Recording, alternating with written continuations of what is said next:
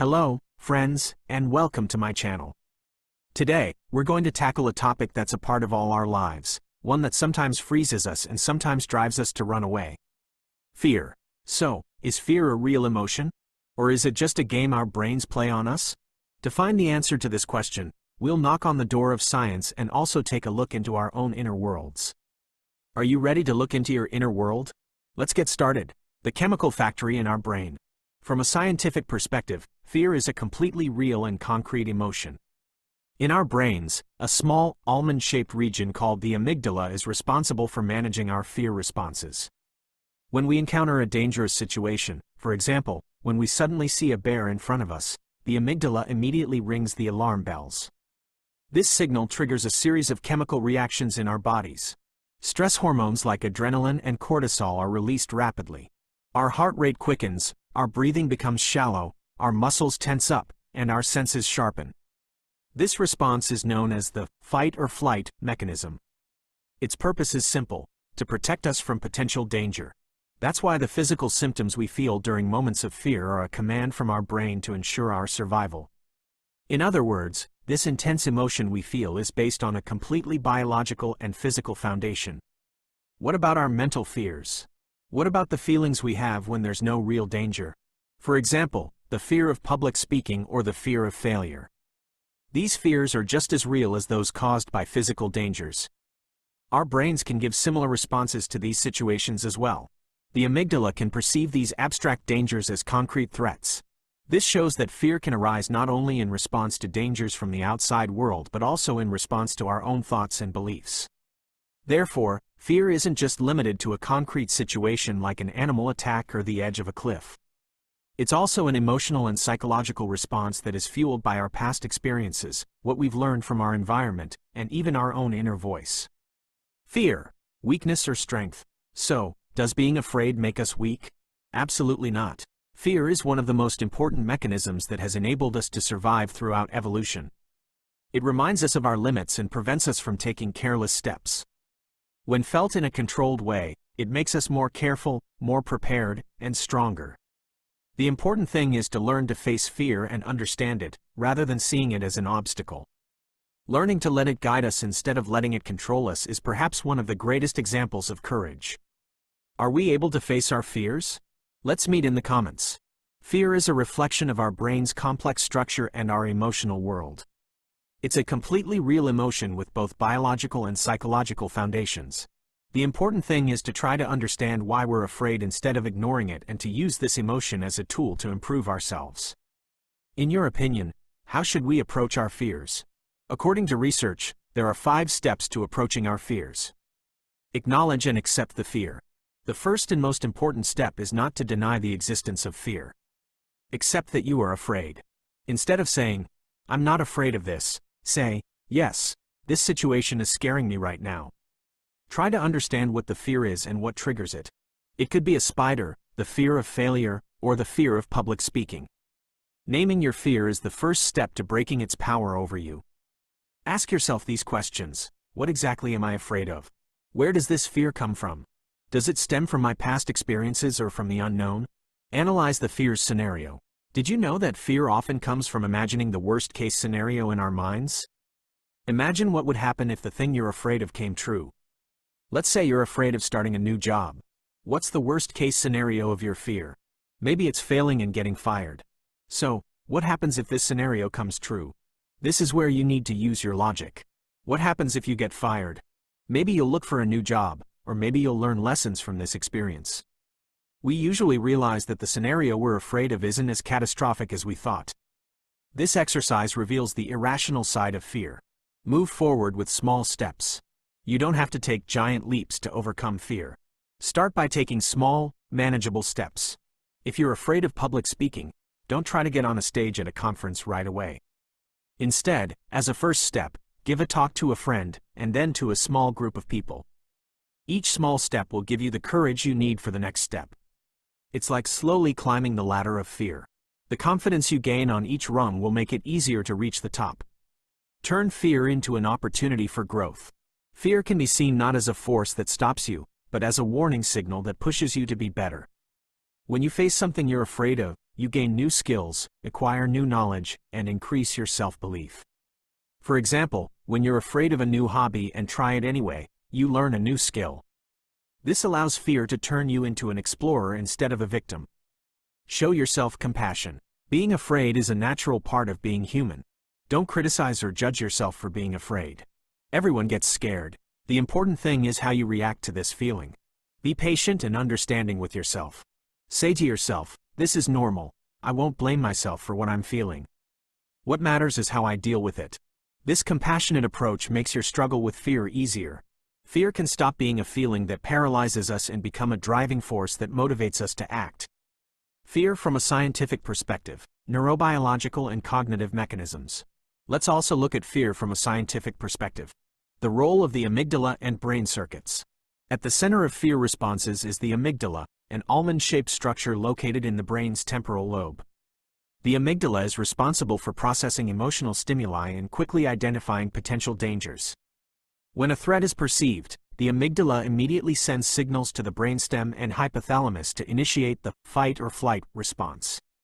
This leads to physiological symptoms such as an increased heart rate, elevated blood pressure, and tense muscles. However, the fear response is not limited to the amygdala.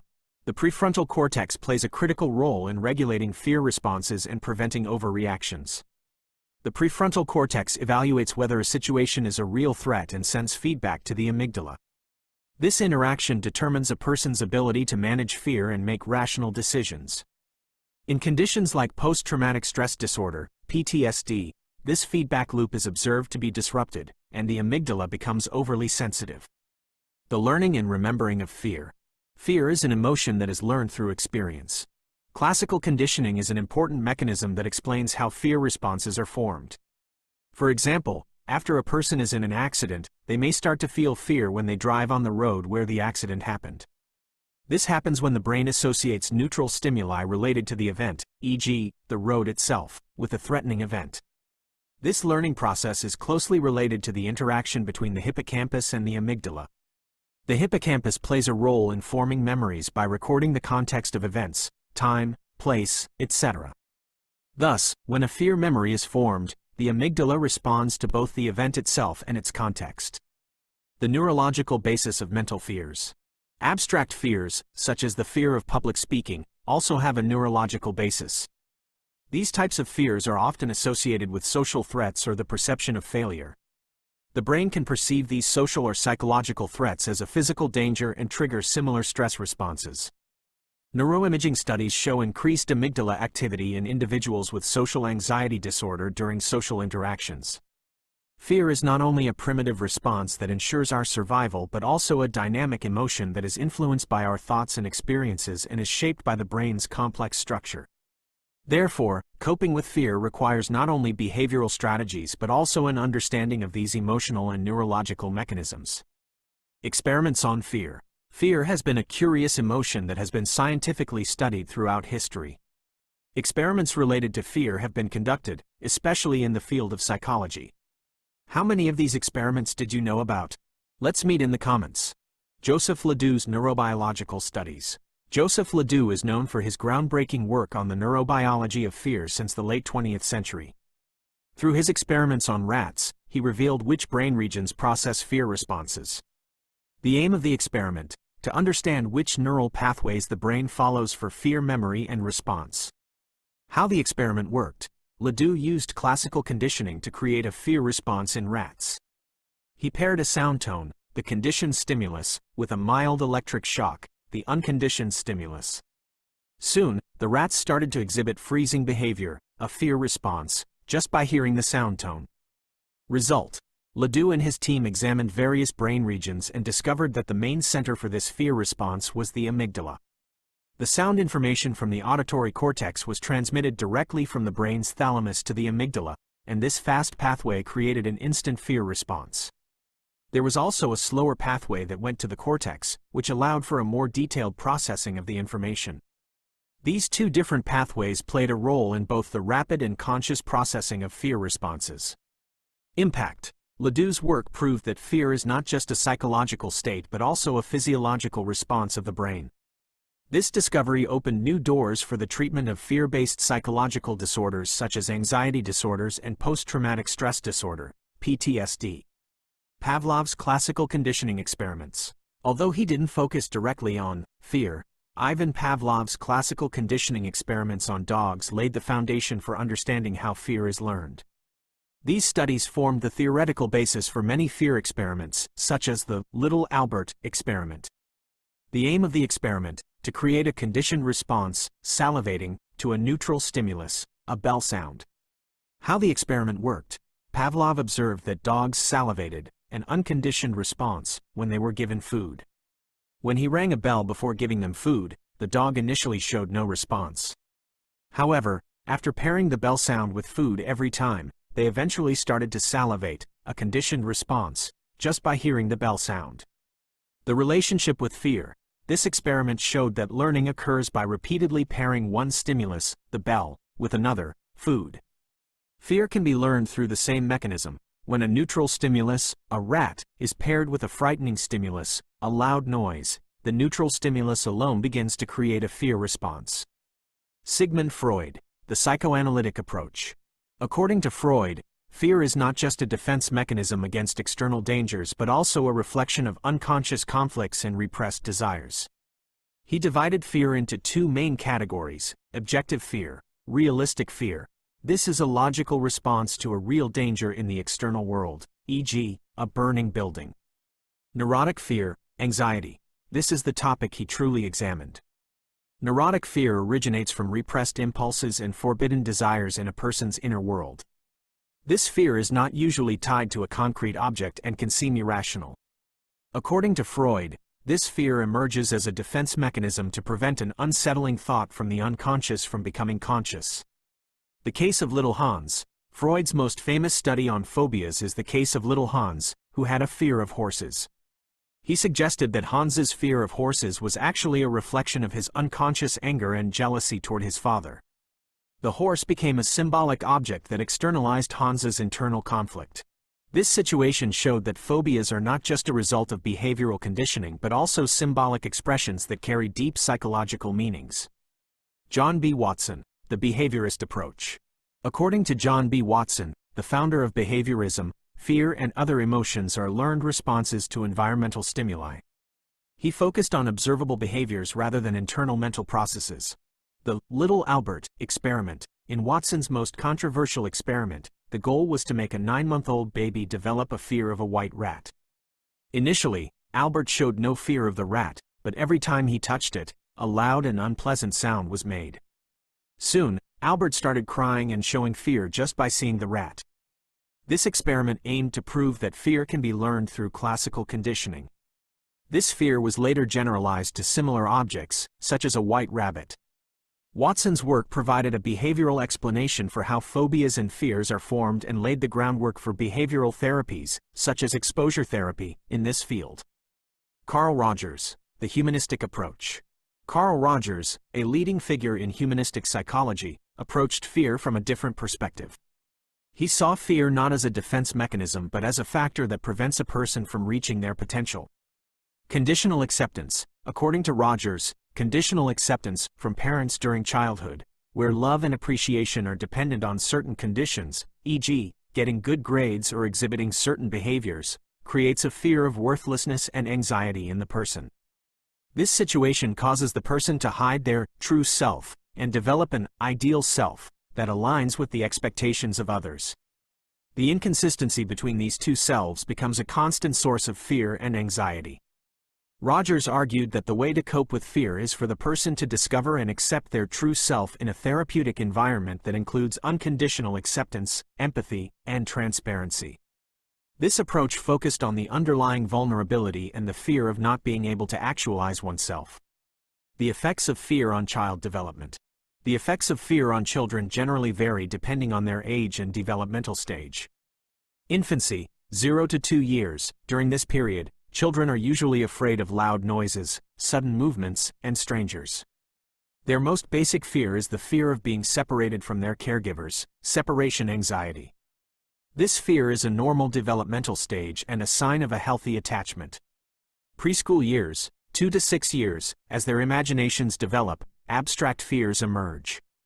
Monsters, ghosts, the dark, and supernatural beings are common fears during this period. These fears stem from children not being able to fully distinguish between reality and imagination yet. School-age years, 6 to 12 years, children in this period start to fear concrete and realistic threats.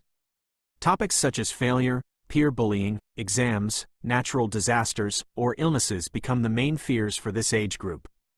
These fears are a part of their social and cognitive development. The reflection of fear on behaviors. Fear can manifest in various ways in children's behavior. Avoidance behaviors. Children may try to avoid situations they are afraid of. For example, a child with a fear of the dark may not want to go to their room, or a child experiencing bullying may refuse to go to school. Physical symptoms. Fear can lead to physical complaints in children, such as stomachaches, nausea, headaches, or sleep problems. Emotional reactions. Children may express their fears through behaviors like temper tantrums, crying fits, or withdrawal. Regression.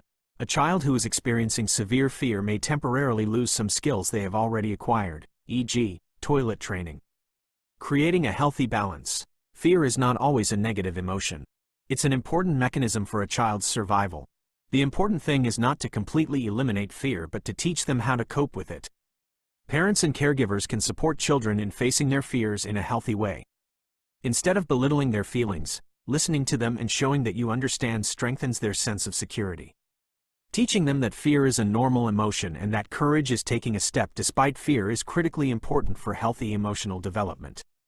The evolutionary origins of fear. Fear is a gift of evolution, as old as human history itself. The main function of this emotion is to ensure our survival. For millions of years, our ancestors faced dangers from predators, natural disasters, or other tribes. The individuals who were able to escape or fight against these dangers survived and passed on their genes. Fear gave these individuals the ability to quickly recognize potential dangers and respond appropriately. At the top of these responses is the fight or flight mechanism. Physical symptoms such as an accelerated heart rate, more blood pumping to the muscles, and sharpened senses helped our ancestors escape from a predator or fight against it. In the evolutionary process, fear wasn't limited to just physical dangers. Social fears also developed. Since situations like being excluded from the group, ostracism, or losing status could also decrease the chances of survival, fear mechanisms against these kinds of social threats also formed. That's why even today, situations like the fear of public speaking or failure can trigger similar physiological responses in our brains. Cultural differences and fear. Although fear is a universal emotion, what we are afraid of and how we react to these fears can vary greatly from culture to culture. Culture provides a framework that determines what is dangerous, what is normal, and how we should express our emotions. Different perceptions of danger. In some cultures, certain animals, e.g., snakes or spiders, are considered objects of fear, while in others, these animals can be religious or mythological symbols.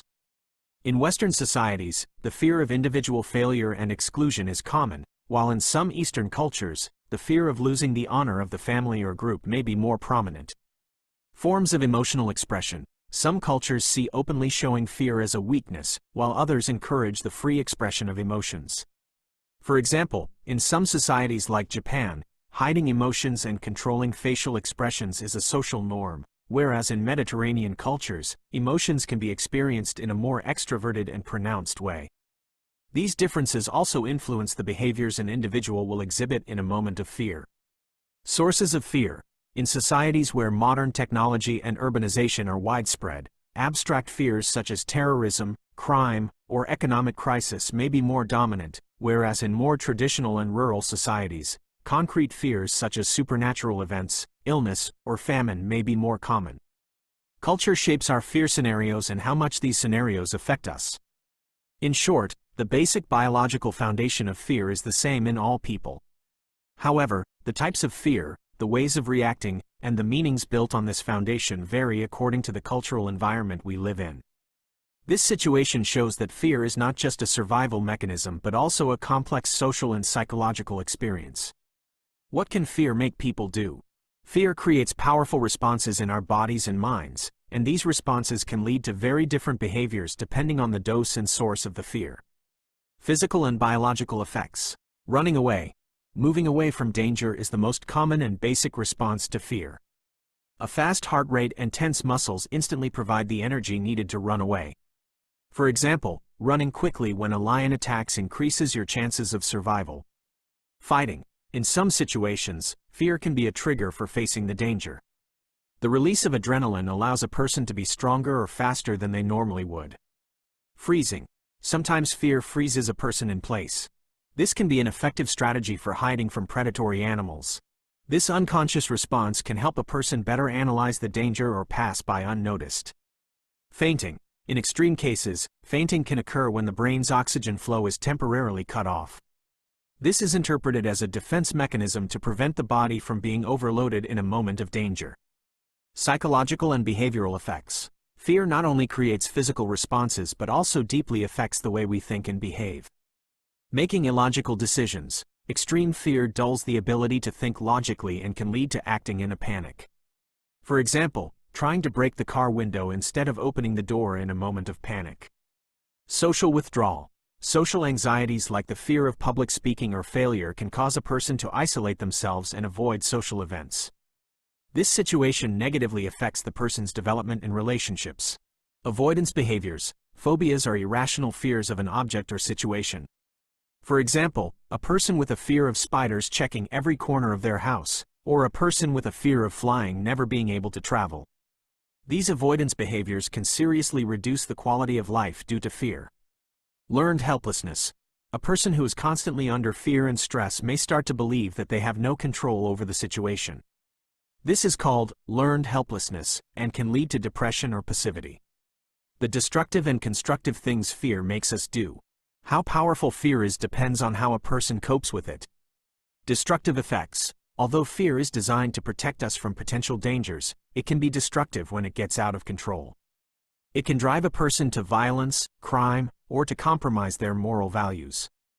At a societal level, situations like the fear of terrorism can make people hostile toward each other or lead to the implementation of measures that restrict freedoms. Constructive effects. When managed correctly, fear is a powerful source of motivation. For example, the fear of failure can push a student to study harder, or a health concern can encourage a person to live a healthier life. Fear enables us to see potential risks, making us more careful and cautious. Facing our fears makes us more courageous, more knowledgeable, and stronger individuals. In short, fear is a powerful emotion that can motivate, stop, paralyze, or force us to find new paths. The important thing is to understand it and move forward with the lessons we learn from it, instead of letting fear control us. What is the most difficult step in facing fear? Let's meet in the comments. If you liked this series, don't forget to like my video and subscribe to my channel.